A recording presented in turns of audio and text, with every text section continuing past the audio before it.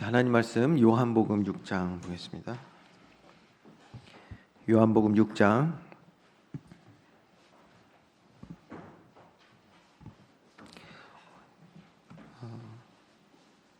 요한복음 6장을 오늘 좀 많이 봐야 되니까요. 여러분들 잘 펴놓으시고 먼저 53절부터 63절까지 우리 한 절씩 교독하겠습니다. 예수께서 이르시되 내가 진실로 진실로 너에게 이르노니 인자의 살을 먹지 아니하고 인자의 피를 마시지 아니하면 너희 속에 생명이 없느니라. 내 살을 먹고 내 피를 마시는 자는 영생을 가졌고 마지막 날에 내가 그를 다시 살리리니 내 살은 참된 양식이요 내 피는 참된 음료로다. 내 살을 먹고 내 피를 마시는 자는 내 안에 거하고 나도 그의 안에 거하나니 살아계신 아버지께서 나를 보내심에 내가 아버지로 말미암아 사는 것 같이 나를 먹는 그 사람도 나로 말미암아 살리라. 이것은 하늘에서 내려온 떡이니 조상들이 먹고도 죽은 그것과 같지 아니하여 이 떡을 먹는 자는 영원히 살리라. 이 말씀은 예수께서 가버나움 회당에서 가르치실 때에 하셨느니라. 제자 중 여럿이 듣고 말하되 이 말씀은 어렵도다 누가 들을 수 있느냐 한데 예수께서 스스로 제자들이 이 말씀에 대하여 수군거리는 줄 아시고 이르시되 이 말이 너희에게 걸림이 되느냐. 그러면 너희는 인자가 이전에 있던 곳으로 올라가는 것을 본다면 어떻게 하겠느냐. 우리 같이 읽겠습니다. 살리는 것은 영이니 육은 무익하니라. 내가 너희에게 이른 말은 영이요 생명이라. 아멘. 우리 옆에 분하고 먼저 인사하겠습니다. 잘 오셨습니다. 네. 한 번 더 인사할까요? 네. 은혜 받읍시다. 네, 이제 설 연휴가 시작돼서 고향에 가신 분들도 있을 거고 또 오늘 이렇게 함께 예배에 이렇게 동참하게 되었는데요. 오늘도 하나님 주시는 큰 은혜를 저와 여러분이 먼저 받아서 이 은혜를 또 우리 사랑하는 가족들과 나눌 수 있는 귀한 명절의 시간들이 되기를 간절히 소망합니다. 지난 주간이었죠. 지난 주간에 우리 수요예배에 우리 조재현 전사님이 첫 설교를 했습니다. 첫 설교를 했는데 네, 설교평입니다.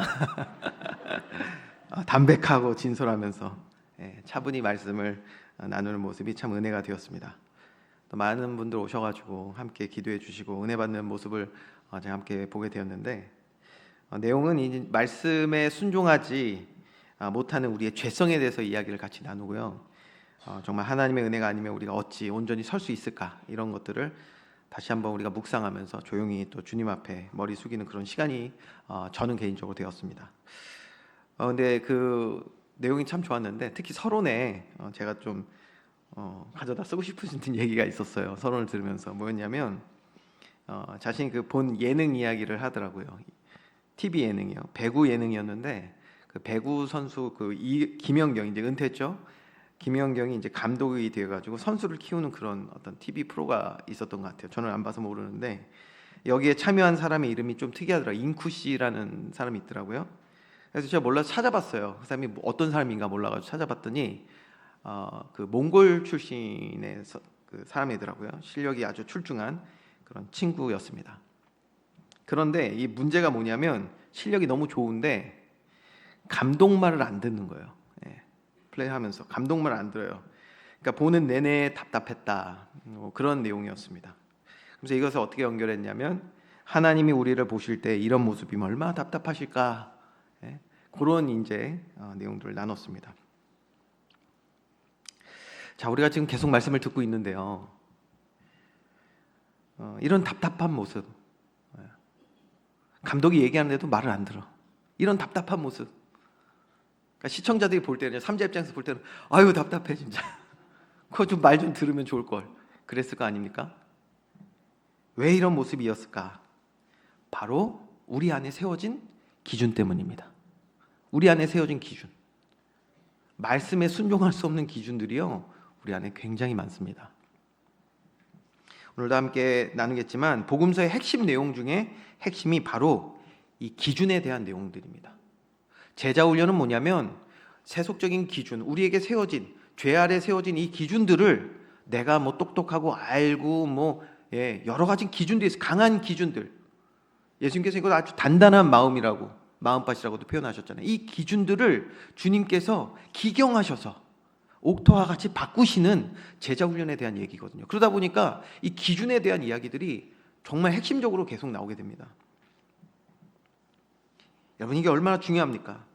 기준이 무엇입니까? 기준. 여러분, 기준에서 뭐가 나오는지 우리 말씀 나눴잖아요. 우리가 가진 기준에서 여러분 뭐가 나온다? 우리 감정이 나와요. 우리의 감정. 여러분, 좋을 때, 나쁠 때, 슬플 때, 분노할 때, 이거 다 어디서 나오는지 아십니까? 그 감정이 우리 안에 있는 기준에서 나오는 거예요. 잘 생각해 보세요. 맞죠? 네. 우리의 믿음과 확신이 어디서 온다? 기준에서 오는 겁니다. 내가 가진 기준에서 우리가 확신을 하게 되는 거예요.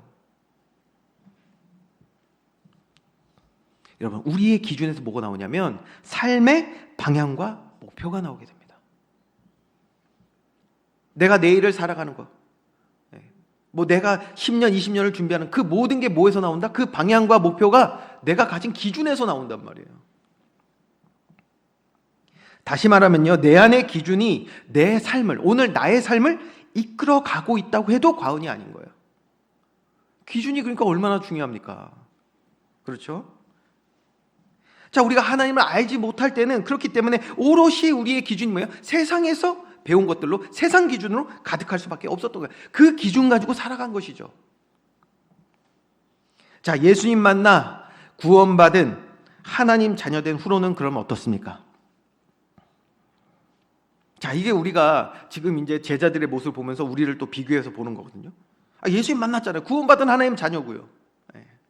그러면 그 후로 어떻게 변했습니까? 베드로가야 전능하신 하나님이신 예수님을 목도하고 경험했잖아요. 물 위로 걸어오시는 예수님, 오병이어를 일으키신 예수님 경험했잖아요. 그럼에도 여러분 보세요. 완전한 믿음의 삶을 살아갈 수 있었습니까? 어때요? 저와 여러분에게 물어볼까요? 완전하게 행하셨습니까? 믿음으로? 저부터도 아닌데요. 너무 심각한 얼굴 하지 마세요. 다 아닌 거 알고 있으니까. 네.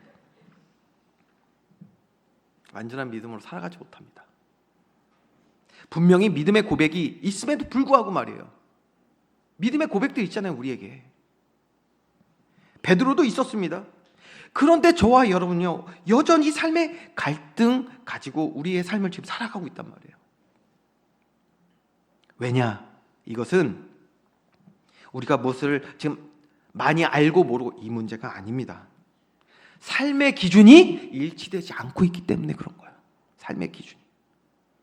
왜 나는 하나님 자녀 됐음에도 불구하고 여전히 여러 가지 염려와 불안과 갈등 속에서 살아가냐? 삶의 기준이 일치되지 않았기 때문인 거예요.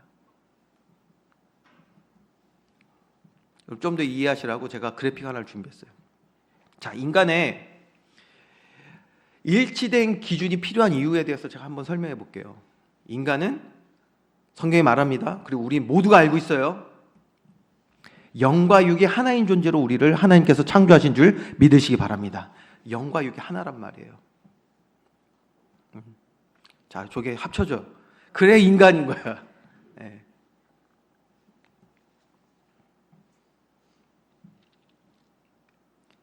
영과 육이 하나인 존재. 그렇기에 저와 여러분, 우리 삶의 최고의 기준은 나를 창조하신 오직 하나님, 그의 말씀이어야 되는 줄 믿으시기 바랍니다. 우리 인간의 최고 기준은 오직 하나님이셔야 되는 거예요. 하나님이 저와 여러분을 영과 육으로 창조하셨단 말이에요. 그런데 우리가 방금 봤지만 이게 영과 육이 하나여야 되는데 이게요, 하나가 일치되지 않은 만큼, 그렇기 때문에 뭐예요? 영과 육이 따로, 지난주에도 말씀드렸죠, 따로 되어서 그 사이에 믿음과 삶에 간극이 생겨버린단 말이에요. 따로따로의 기준을 갖는 거예요. 교회 왔을 때는 이런 모습으로 기준을 갖고 살아가고, 밖에 나가면 세상 말 들으면서 이런 기준을 갖고 살아. 여기에요, 간극이 생겨서요, 여기에서 뭐가 일어난다? 갈등이 일어나는 거예요. 여기에서 자꾸만 우리 안에 불안과 염려가 일어나는 거예요. 여러분, 말씀 집중해서 들어야 될 줄 믿으시 바랍니다. 여러분 생각해 보세요. 여러분 한 주간에 말씀 가까이 하셨습니까? 세상 소리를 더 가까이 하셨습니까? 여러분의 기준이요 점점 거기로 굳어간다니까요. 내가 듣고 보고 하는 것들에. 그러니까 그 안에서 뭐예요? 신앙과 삶의 간극이 자꾸 생길수록 우리 안에 염려, 불안, 걱정 자꾸 올 것입니다. 예수 그리스도의 제자 되기를 주님의 이름으로 축원드립니다. 주의 말씀 앞에 서야 되는데, 영과 육이 하나인 존재로 우리를 창조하셨기 때문에 뭐예요? 이제는 뭐예요? 우리가 주 안에서 말씀에 기준된 삶으로 그렇게 살아가야 되는데 이게 안 되는 거예요. 그럴 수밖에 없죠. 모든 사람이 하나님 알 수 없는 영적 사망 아래 태어났기 때문입니다. 아까 저 그래픽에서 사람하고 육체랑 여기 두 개 이렇게 비교되어 있는 그거 하나만 다시 떼어주세요. 합치지 말고 거기까지. 좋아요.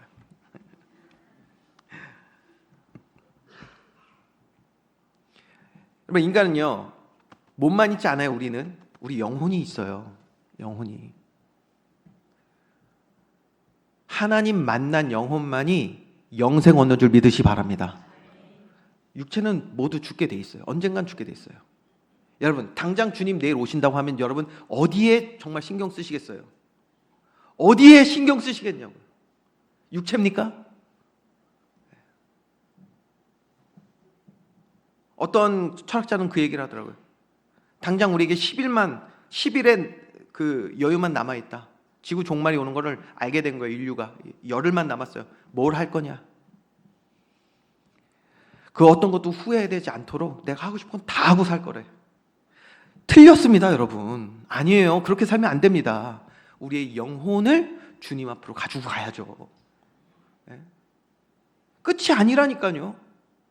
왜 죽음을 두려워하는지 아십니까? 우리 인간들이, 모든 인간이 죽음 이후에 삶이 결정되는 걸 알고 있기 때문인 거예요. 그런데 여러분, 죄를 범한 인간이 어떻게 됐습니까? 아담 이후에 모든 인간은 저 영혼이 하나님과 분리됐단 말이에요. 하나님과 분리된 상태, 하나님을 알 수 없는 상태를 성경은 뭐라고 말하냐면 그걸 죄의 상태라고 얘기하는 거예요. 윤리 도덕적으로 죄다 그거 하는 거는요 다 뭐라 그래야 돼? 겉절이.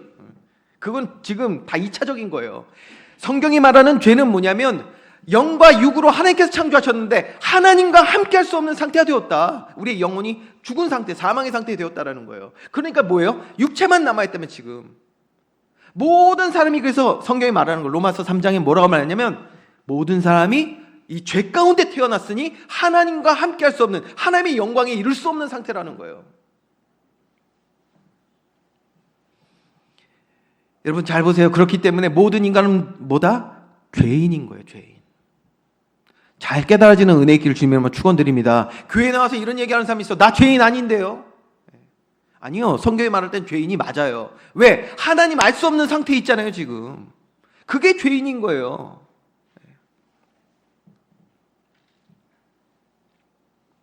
성경에 말하는 죄인의 의미를 이제 여러분이 좀 잘 아셨으면 좋겠네요. 자, 그러니 이 삶의 기준이 일치되지 않는 그러한 모습에서 어떻습니까, 여러분?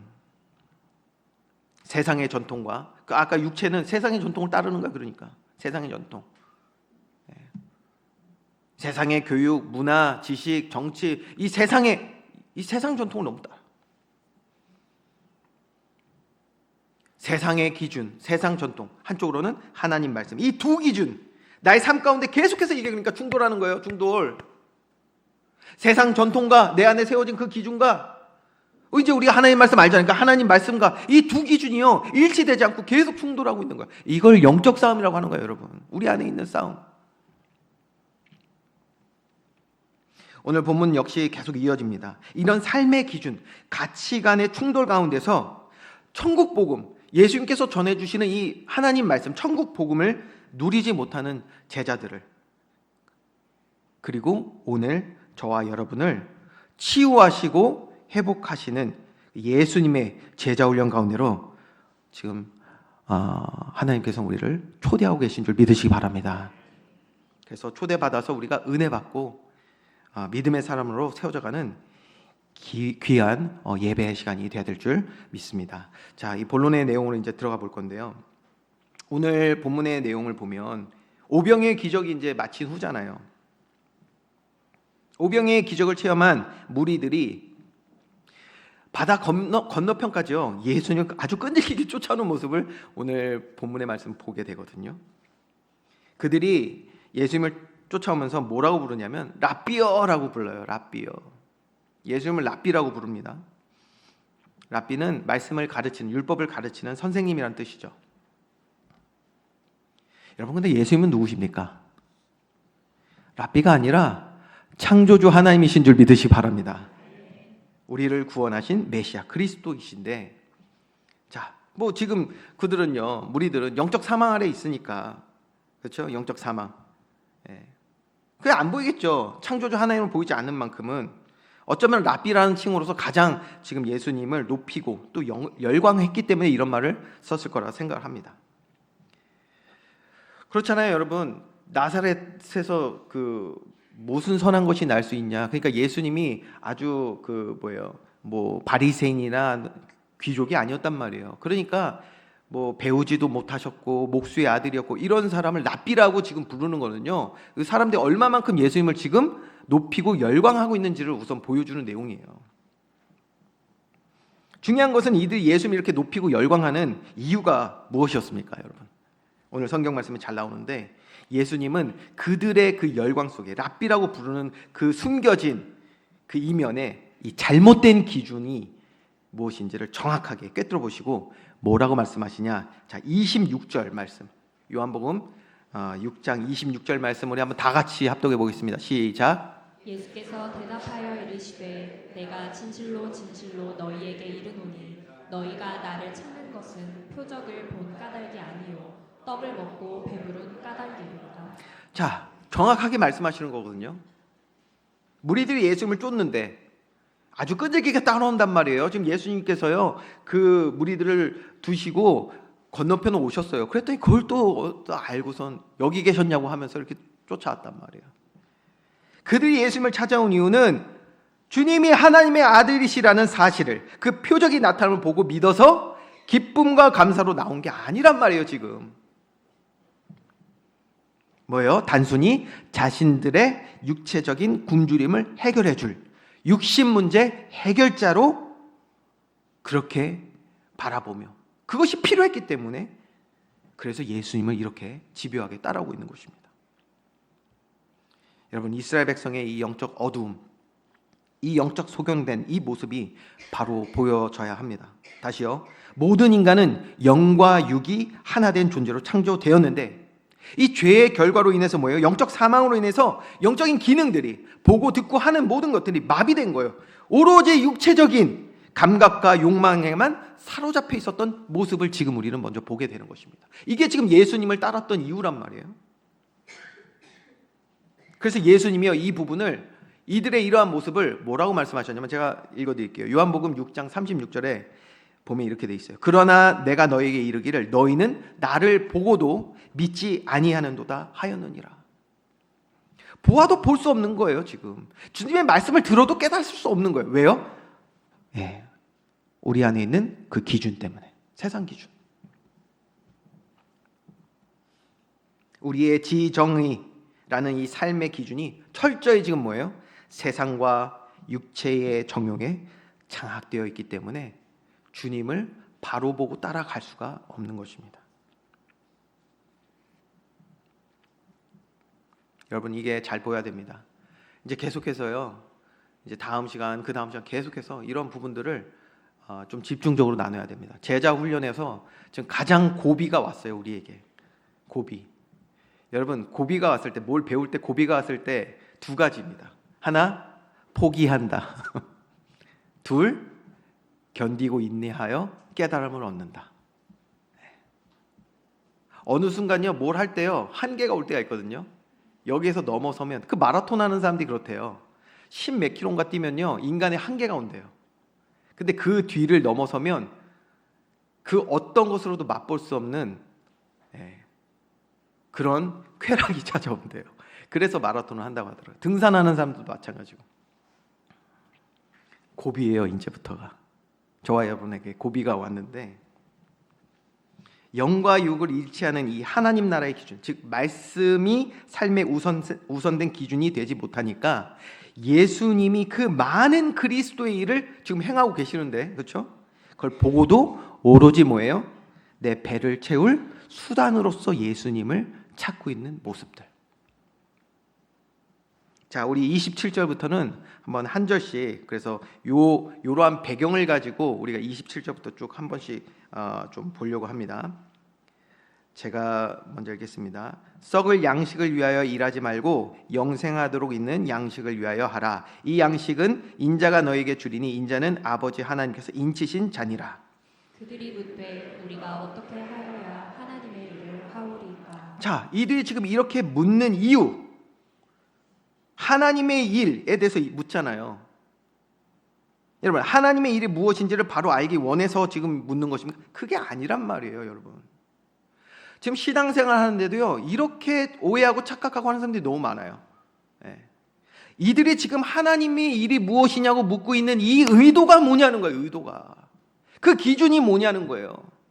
왜 그랬습니까? 그것을 바로 알기 원해서 묻는 것이 아니라 양식을 얻기 위해서 묻고 있다는 거예요. 자, 그러니까 예수님이 뭐라고 말씀하시냐? 29절입니다. 예수께서 대답하여 이르시되 하나님께서 보내신 일을 믿는 것이 하나님의 일이니라 하시니라고 했어요. 여러분, 평생을 영생을 얻는 일, 즉 하나님과의 관계를 회복하는 구원의 축복을 누리는 바른 신앙생활을 하지 못한, 평생을 행위주의로, 뭐예요? 내가 이렇게 하면, 율법에 있는 대로 이렇게 하면 하나님이 나의 복 주실 거야. 관계하고는 전혀 상관없는 말이에요, 이게. 아버지와 자녀의 관계가 아니잖아요, 그거는. 평생을 행위주의 신앙생활한 사람들이 가장 모호해하는 말 중에 하나가 여러분 뭔지 아십니까? 믿기만 하라입니다. 믿기만 하라. 이 말이 가장 모호한 거예요. 하나님의 은혜 받아라. 믿음 회복해라. 이런 말을 들으면 신앙생활 바로 하는 사람은, 그렇지, 내가 하나님의 은혜 받아서 믿음 회복하여 하나님 더욱더 신뢰하고 주의 말씀에 더욱더 순종하고, 이런 마음이 들어야 되는데, 평생을 행위주의로 살아온 사람들은요, 이 말 들으면 어떤 생각하냐? 믿어야 되고 하나님 은혜 받아야 되는데 그래서 뭘 하라라는 건데, 이렇게 되는 거예요. 그러니까 뭘 하라는 거야? 그냥 교회 나와서 앉아 있으면 된다는 얘기야? 믿기만 하면 밥이 나와? 이렇게 생각을 한다는 거예요. 제 이야기를 하나 해드릴게요. 예전에도 제가 설교 때 나눴던 얘기입니다.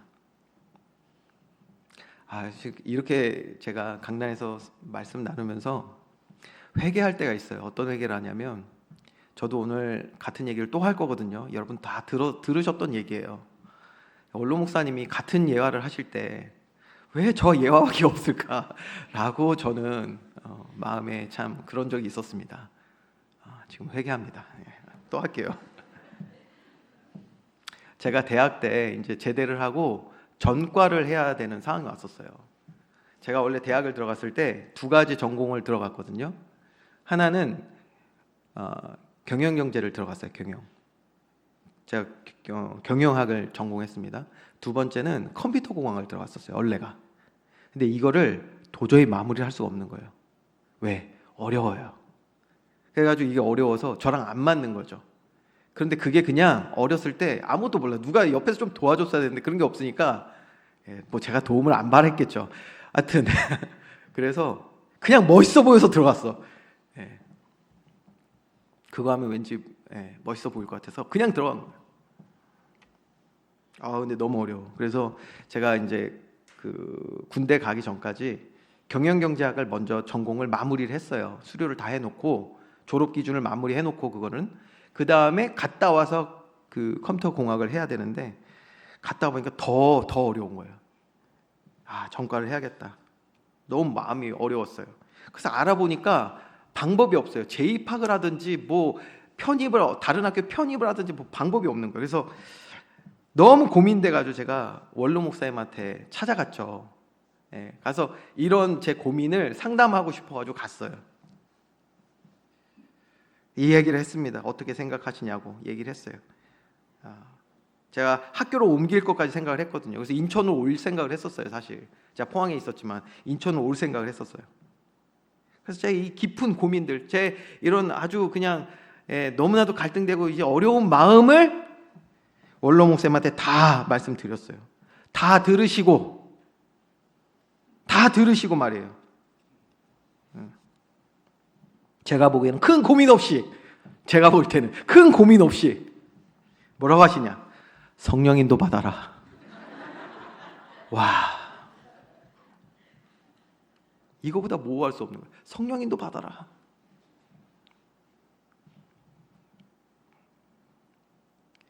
저는 그 얘기 듣고요. 기도하고, 야, 기도 많이 해라. 100일 뭐 기도해라. 하여튼 뭔가 기준을 세워주고 기도해라. 다시 도전하든지 학교를 옮기든지, 뭔가 그렇죠? 뭐 도전을 주든지, 뭐 결단하라고 하든지 이걸 원하는데 성령인도 받아라. 오늘 예배 마치고 가서 뵈야 되는데 다시 한번 가서 물어봐야겠다. 이때 이렇게 왜 얘기하셨는지. 제가 그때 얼마나 서운하던지. 아들이 고민하고 있으면 좀 더 깊이 좀 얘기해 주면 좋겠는데 성령인도 받아라. 끝. 근데 놀라운 사실 그 안에 정말 답이 있었던 거예요. 성령인도 받아라. 하나님의 일, 여러분 구원하시는 일이 무엇입니까? 하나님과의 관계 회복인 줄 믿으시기 바랍니다. 예배 속에서요, 제가 그렇게 그 말 듣고요, 얼마나 갈등했는지 몰라요. 처음에 그 말 듣고 마음이 불편해요. 나는 이렇게 고민하고 있는데 성령님도 받아라. 그러면 성령님도 받는 게 뭐, 그거라도 얘기해 주시든지. 그랬다니까요. 그런 갈등 속에서 예배 드리는데, 예배 속에서 하나님과의 교제가 시작되고, 놀랍게 하나님이 한 걸음 한 걸음 너무나도 세밀하게 제 발걸음을 인도해 가심을 제가 보게 되거든요. 그거는 또 너무 디테일한 내용들이 있어요. 뭐 말도 안 되는 내용들이 있거든요. 그래서 그거는 지금 다 얘기할 수 없고, 근데 얼마나 정확하게 인도해 가시던지. 그런데 제가 이걸 알지 못할 때는, 하나님께서 이렇게 성령 인도해 가심을 제가 알지 못할 때는 제가 어떻게 기도했는지 여러분 아십니까? 하나님, 제가 이런 문제가 있는데 이게 맞는지 저게 맞는지 잘 모르겠으니까 하나님이 하여튼 알게 해주시면, 저에게 뭘 알게 하시든 보게 하시든 뭘 하면 제가 하나님 뜻에 순종할게요. 여러분, 우리가 이렇게 기도할 때 많지 않습니까? 저는 이렇게 기도했어요. 성령 인도를 알지 못할 때, 체험하지 못했어요. 저는 이렇게 기도했습니다. 하나님이 내게 행하시는 구원의 일에는 전혀 관심 없어요. 그러니까 제 기도에는 하나님이 나를 구원하신 일, 하나님과의 관계를 회복하신 일은 전혀 관심 없고, 오직 내 문제 해결, 오직 내 삶의 방향과 목표에 사로잡혀 있는 모습.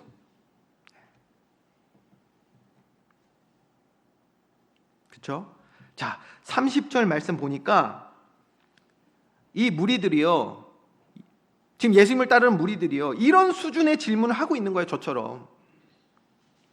그리고 이때 예수님은 이 기회를 놓치지 않고 다시 한번 이들에게 천국 복음을 선포하시는 내용인데요. 우리 30절부터 33절까지 또 한번 같이 한 절씩 교독하겠습니다. 그들이 묻되, 그러면 우리가 보고 당신을 믿도록 행하시는 표적이 무엇이니까?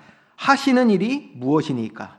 기록된 바 하늘에서 그들에게 떡을 주어 먹게 하였다 함과 같이 우리 조상들은 광야에서 만나를 먹었나이다. 예수께서 이르시되, 내가 진실로 진실로 너희에게 이르노니 모세가 너희에게 하늘로부터 떡을 준 것이 아니라 내 아버지께서 너희에게 하늘로부터 참떡을 주시나니.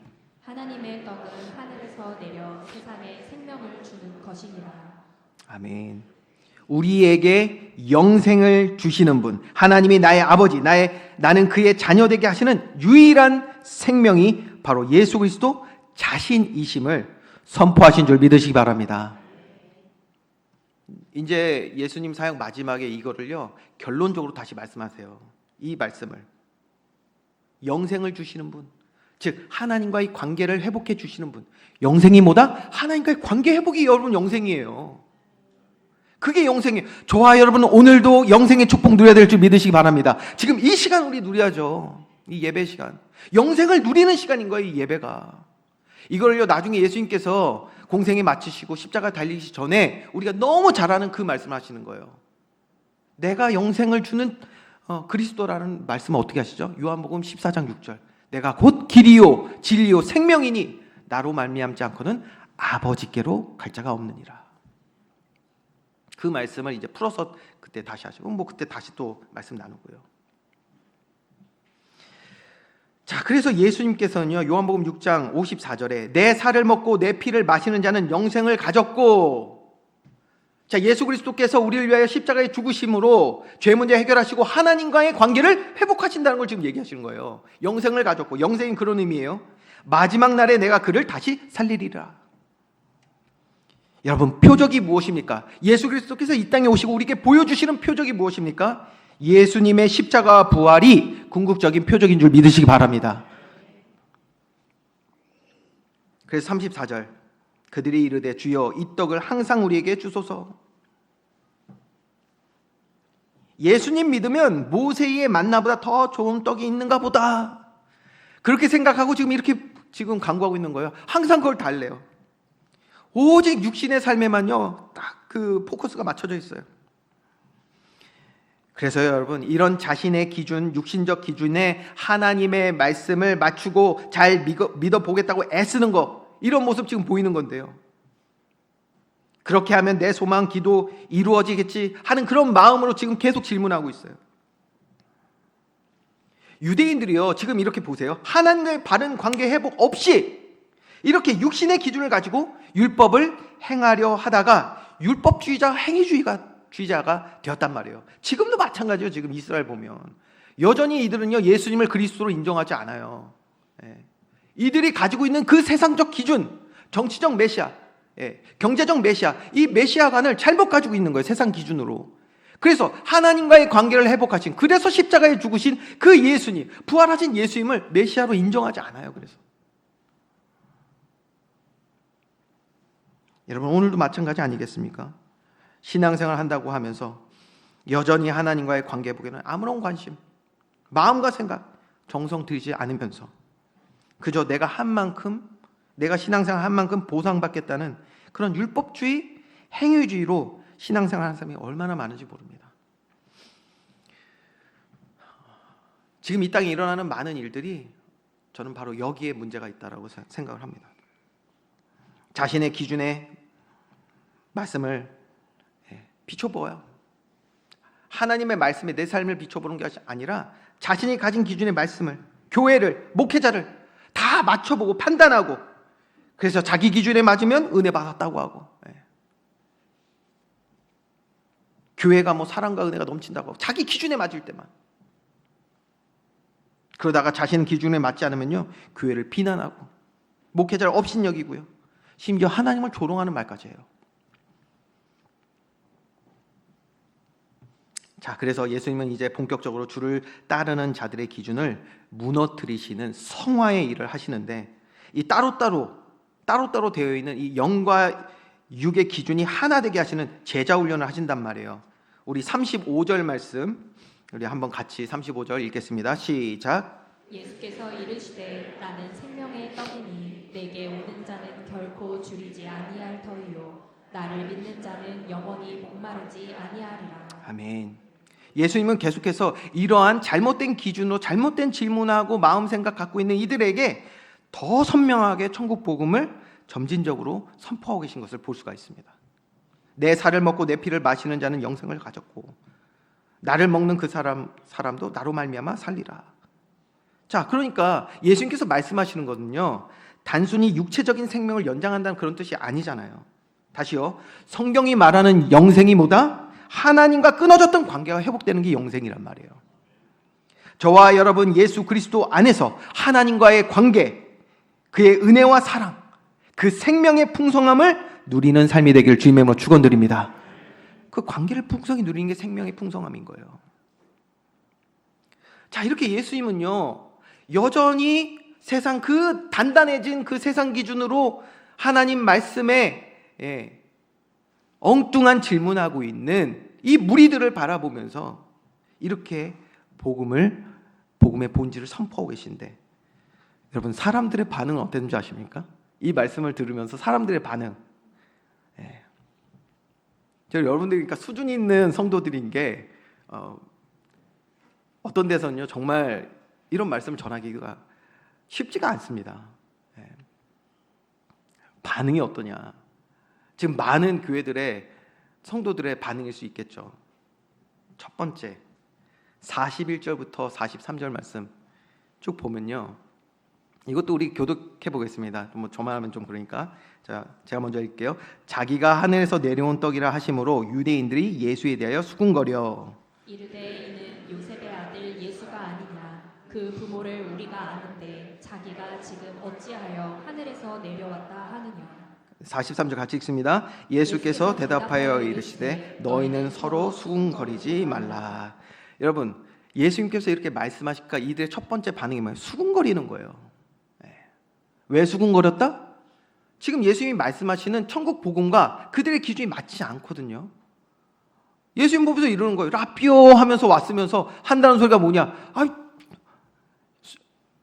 자기가 뭔데 지금 뭐 하늘에서 뭐 어쩌고 우리가 그의 부모를 아는데 이러면서 그 세상적 전통과 하나님의 말씀이 지금 부딪히고 있는 모습을 우리가 보는 거예요. 이게 그러니까 수군거리는 거예요.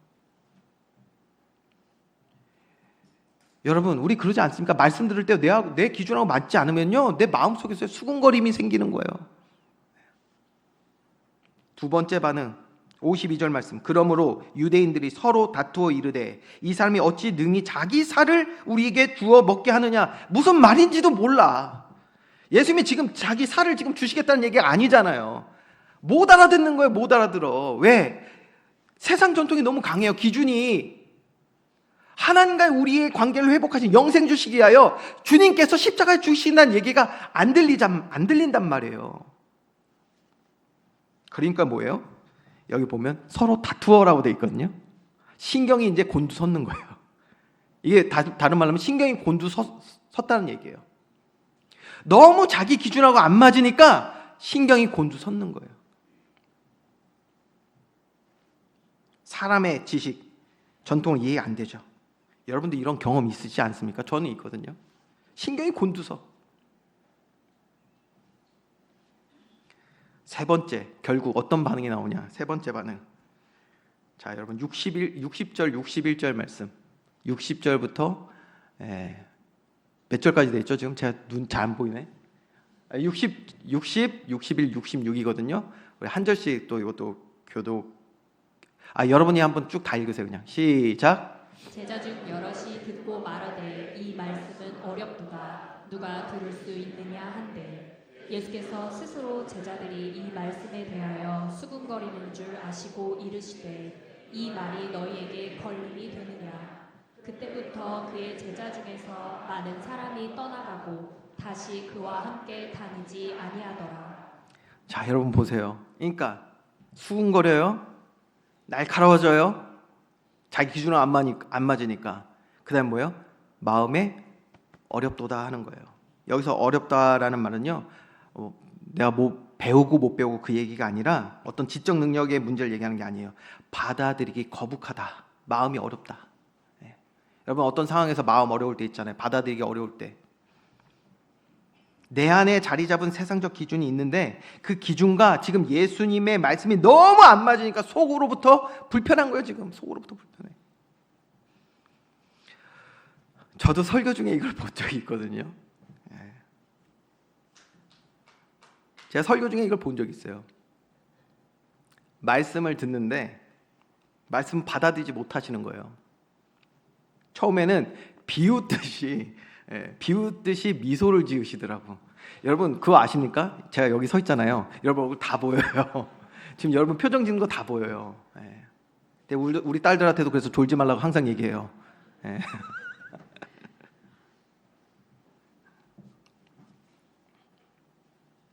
처음에는요 비웃듯이 미소 짓더라고요.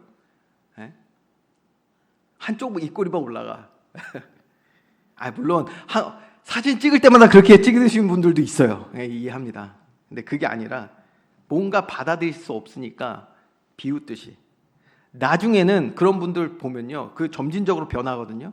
비웃다가 그 다음에 어떻게 되는 줄 아십니까? 눈이 완전히 가요. 눈이 어떻게 되냐면 날카로워져. 이게 무슨 말인지 여러분 아실 거예요. 이게 사람이 대하다 보면요, 뭔가 그 사람에게 안 좋은 감정이 생기면 눈이 벌써 이상해져. 그 다음이 근데 문제였어요. 그 다음부터가 얼굴에 생기가 사라져요. 생기가 사라져가지고요, 사람 얼굴이요, 좀 생기가 사라지면요 굉장히 안 좋아 보이거든요. 안 좋아 보여, 누가 봐도. 당장이라도 소리 지를 것처럼 그렇게 앉아있는, 예배드린다고 앉아있던 사람을 저는 경험한 적이 있습니다. 지금 여기 상황이 똑같은 거야. 나는 내 배를 채워줄 떡이 필요하다고 지금 예수님을 저 멀리서부터 굳이 쫓아왔는데 왜 자꾸 자기를 먹으라는 무슨 말도 안 되는 소리를 하는 거야. 나는 거부감.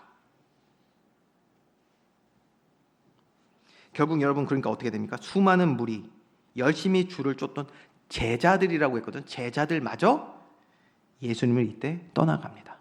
12제자 말고요, 예수님을 따르던 또 제자들이 또 있었어요. 그들이 다 떠나는 거예요. 왜요? 그들에게 더 이상 예수님은 자신들이 원하는 메시아 그리스도가 아니라 오히려 자신들의 기대를 저버린, 마음을 어렵게 하는 뭐가 됐냐? 걸림돌이 되었기 때문이에요. 그래서 결국 66절 말씀 우리가 읽었지만, 그때부터 그의 제자 중에서 많은 사람이 떠나가고 다시 그와 함께 다니지 아니하더라. 다시 주님을 따르지 않았다는 거예요. 여러분, 제가 왜 이 복음서에서 이제 우리에게 고비가 왔는지 이제 좀 이해가 되시죠?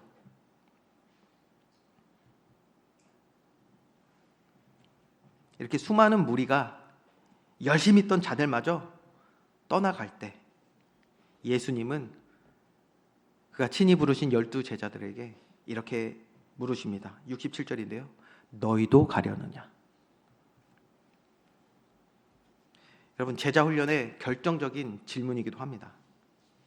근데 이때 베드로가 믿음의 고백을 하는데요, 저와 여러분의 고백되어야 될 줄 믿습니다. 우리 66절, 69절 말씀을 우리 한번 다 같이 합독해 보겠습니다. 시작. 시몬 베드로가 대답하되 주여, 영생의 말씀이 주께 있사오니 우리가 누구에게로 가오리이까?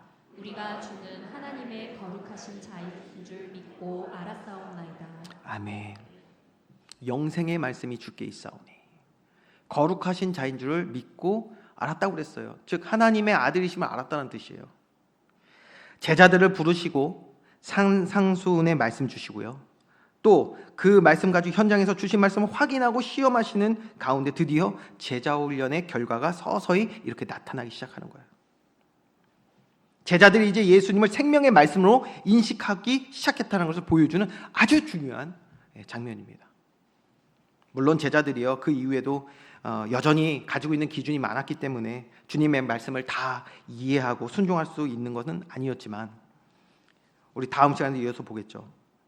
여전히 세상의 그 권세와 환경과 이런 것들 앞에서 불안하니까, 기준들이 있는 만큼 불안하니까 얼마나 많이 넘어지고 실패합니까? 여전히 고침받아야 할 기준들이 남아있다는 것이지만 한 가지 확실한 기준이 세워졌잖아요. 생명은, 영생은 오직 예수님께만 있다. 저와 여러분, 그래서 낙심할 필요가 없습니다. 저와 여러분도 낙심할 필요가 없어요. 여전히 우리 안에 많은 연약함이 있지만 낙심하지 않을 것은, 오늘 하나님께서는 우리를 사랑하셔서 우리 안에 신실하게 주의 구원의 일을 행하고 계신 줄 믿으시기 바랍니다. 우리를 제자 훈련하고 계시단 말이에요. 어떻게 해요? 영과 육을 관통하는 지정의 변화됨으로써 우리를 이끌어가고 계시다는 겁니다. 그래서 빌립보서 3장 15절 16절 말씀이 우리에게 오늘 큰 위로가 되는 줄 믿습니다. 우리 함께 합독하겠습니다. 시작. 그러므로 누구든지 우리 온전히 이룬 자들은 이렇게 생각할지니 만일 어떤 일에 너희가 달리 생각하면 하나님이 이것도 너에게 나타내시니라. 오직 우리가 어디까지 이르렀던지 그대로 행할 것이라. 아멘. 연약한 거 저와 여러분 아직 많습니다. 넘어질 수 있어요. 그러나 주님은 우리를 붙잡고 성화해 가시는 줄 믿으시 바랍니다. 그 베드로가요, 지금 고백하는 거 보세요. 영생의 말씀이 주께 있는데 우리가 어디로 가겠냐는 거예요. 어떻게 이렇게 변할 수 있습니까, 사람이? 어떻게 이렇게 이런 귀중한 고백을 할 수가 있겠습니까? 결론입니다. 오늘 주님은 우리에게도 동일한 질문을 하고 계신 거예요. 너희도 가려느냐? 이 말씀이 너희에게 걸림이 되느냐?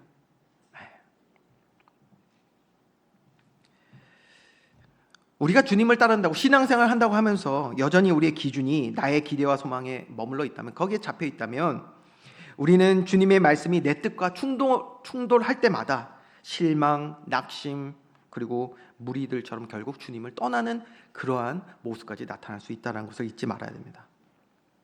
그러나 예수님이 누구신지를 우리가 바로 알았다면, 바로 알고 하나님과의 관계 자체가, 영생이 우리의 삶의 목적이 된다면 오늘 예수님의 말씀이 드디어 우리 가운데 깨달아질 것입니다. 63절 말씀에 이렇게 기록합니다. 살리는 것이는 영이니 육은 무익하니라. 내가 너에게 이른 말은 영이요 생명이라. 우리는 어떤 상황 속에서도 오늘 베드로처럼 믿음의 고백을 해야 될 줄 믿으시기 바랍니다. 정말 우리가 예수 그리스도의 제자로서 살아갈 때 이런 고백이 주님께서 우리를 만들어 가시며 또 고백할 수 있도록 인도해 가신다는 거예요. 그래서 오늘도 그리고 내일도 우리는 제자 훈련을 계속해야 합니다. 여러분, 혹시 우리가 말씀드리면서 고비가 오신 분들이 있을 수 있어요. 마음이 많이 불편하고 걸림이 되고, 아니요, 정상입니다, 여러분. 그게 정상인 거예요. 그게 성화되어져 가는 과정인 거예요.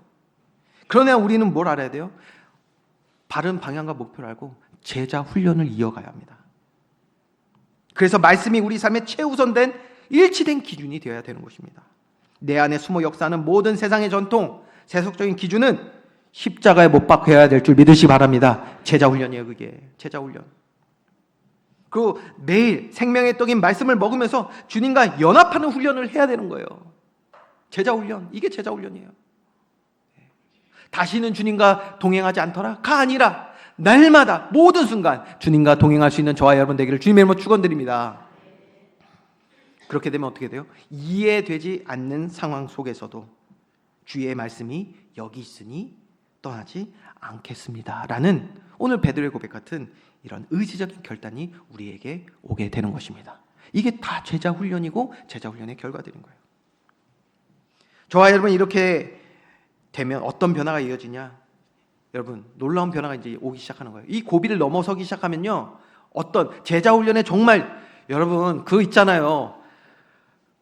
제일 안타까운 거 있어요. 저도 뭐 이렇게 가르치는 현장에 많이 있어봐서 알잖아요. 어떤, 예를 들면 이런 거예요. 제가 교회 학교에서 기타를 가르쳤었거든요. 기타를 가르쳤는데 저 사람은 요 한 단계만 넘어오면 이제 기타 연주가 자유로워질 것 같아. 근데 그 한 단계 넘어가는 게 고비야. 그래서 포기하더라고. 너무 아까워. 너무 아까워. 그 정도 했으면 조금만 참고 인내하고 그 한 번만 더 가면 되는데.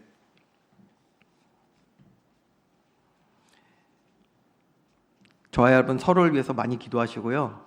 주의 은혜를 구하는 속에서 인내하며 견디며 믿음 세워가는 은혜의 길 주님으로 축원드립니다. 제자 훈련의 결과까지 가야 돼요. 열매를 맺는 데까지는 우리 가잔 말이에요. 어떤 변화가 일어나냐? 제자 훈련 속에서 베드로와 같은, 정말 변하지 않을 것 같은 베드로에게 일어난 이 결과처럼 어떤 우리에게 변화가 일어나냐? 이제 말씀이 어렵다가 아니라, 벌써 아멘이시죠? 말씀이 어렵다가 아니라, 지금 이 사람들은 말씀이 어렵잖아요. 마음이 불편하잖아요. 마음이 불편한 게 아니라 하나님 말씀에 오직 아멘 하게 되는 거예요. 그것도 기쁨과 감사로. 하나님의 말씀이 내게 사랑과 은혜임이 깨달아지기 시작하는 거예요. 그러면 반대로 어떤 일이 일어나냐? 말씀과 맞지 않는 세상 기준, 문화, 전통 이런 거 다가올 때 이제 우리의 마음이 어려워지는 거예요. 이런 변화가 일어나는 거예요. 이런 변화가. 이것이 하나님과 맞지 않는 말씀을 위배하는 불법임을 우리가 알기 때문에 이런 것들이 이제 우리 마음에 걸림이 되기 시작하는 거예요. 그러면 어떻게 된다? 당연히 죄를 멀리하게 되는 거예요. 죄와 싸워 승리하는 저와 여러분 되기를 주님으로 축원드립니다. 제자 훈련 속에서요, 죄를 멀리할 수 있는 우리 마음의 단단함이 생겨버리는 거예요. 여러분, 한 주간도 이 영생의 말씀을 붙들고 세상의 걸림돌을 넘어서 주님과 동행하는 참된 제자가 되는 은혜가 있어야 될 줄 믿습니다. 또 연휴잖아요. 가족들 만나고 하나님의 그리스도의 십자가의 도를 따라가는 제자들의 모습들을 우리 가족들에게도 보여주시면 얼마나 이게 참 큰 전도의 현장이 될까라는 생각을 또 하게 됩니다. 그래서 주님 주시는 생명의 풍성한 열매가 저와 여러분에게 허락된 모든 현장 속에, 삶의 순간 속에 넘쳐나는 은혜의 길을 주님의 이름으로 축원드립니다. 기도하겠습니다.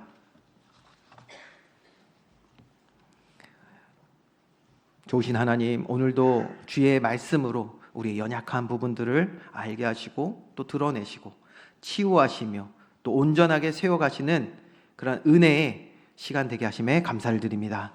주의 생명의 말씀 앞으로 날마다 더욱더 힘써 나아갈 수 있는 우리 모든 주의 백성들 되게 하여 주시옵소서. 감사드리며 예수 그리스도의 이름으로 기도합니다. 아멘.